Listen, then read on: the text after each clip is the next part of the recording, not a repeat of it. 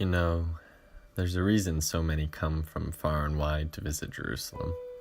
Whether it's a religious interest, a political interest, an architectural interest, a historical interest, whatever the reason may be, there's an intense draw towards this land that can be felt wherever you roam within it.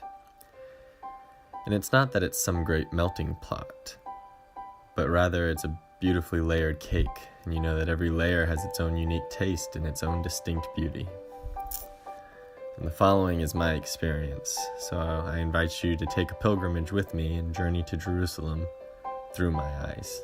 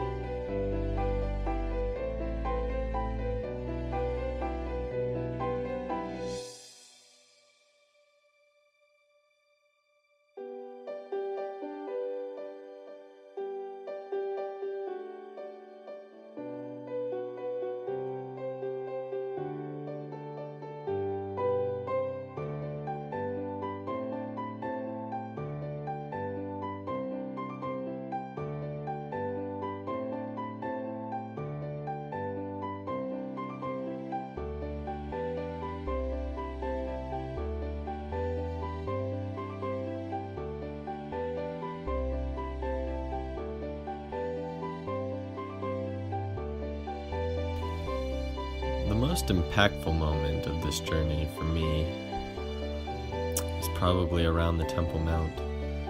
Both the Western Wall and Haram al-Sharif are just so venerated. They're held in such awe, and it's so palpable when you're there. At both places, there's just such power in simply standing there and thinking about the centuries of history behind the establishment of this location. And the fact that it continues even until today to inspire and touch the hearts of so many. There truly is nothing like it in the world.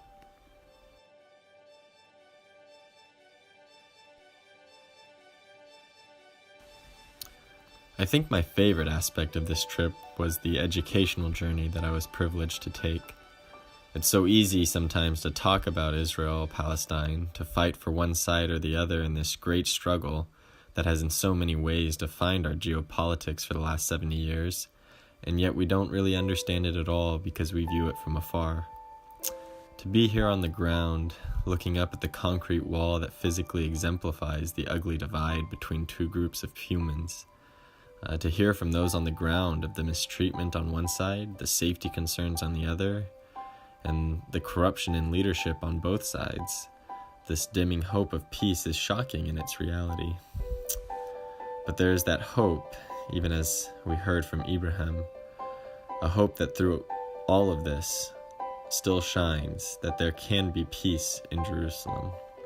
How real that dream truly is, I cannot say, but I believe the persevering strength of that belief is a lesson to us, to all of us, that we should never give up hope, that we should communicate more and listen more and learn more and love more.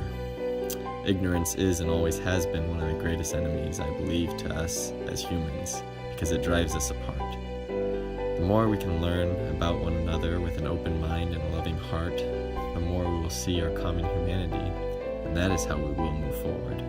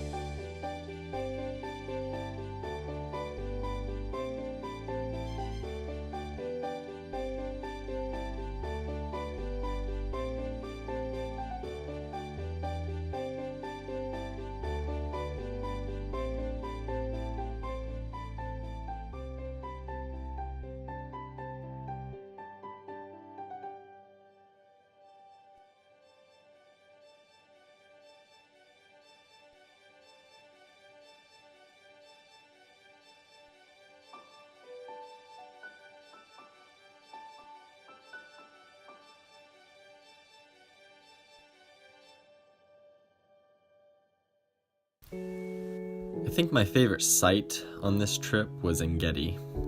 Coming from Houston, it's rare to find such a wonderfully maintained nature reserve. And as challenging of a hike as it was, the beauty of the Wadi is without comparison. And it was on this hike that I felt myself and the rest of the group really merge our separate mental and spiritual journeys that we'd been taking, and we really came together. We are relational beings, and to me a trip is made or broken by the dynamic of the group that travels together. And I have to say, I wouldn't trade this band of bright, energetic, funny, insightful, and caring people for any other group.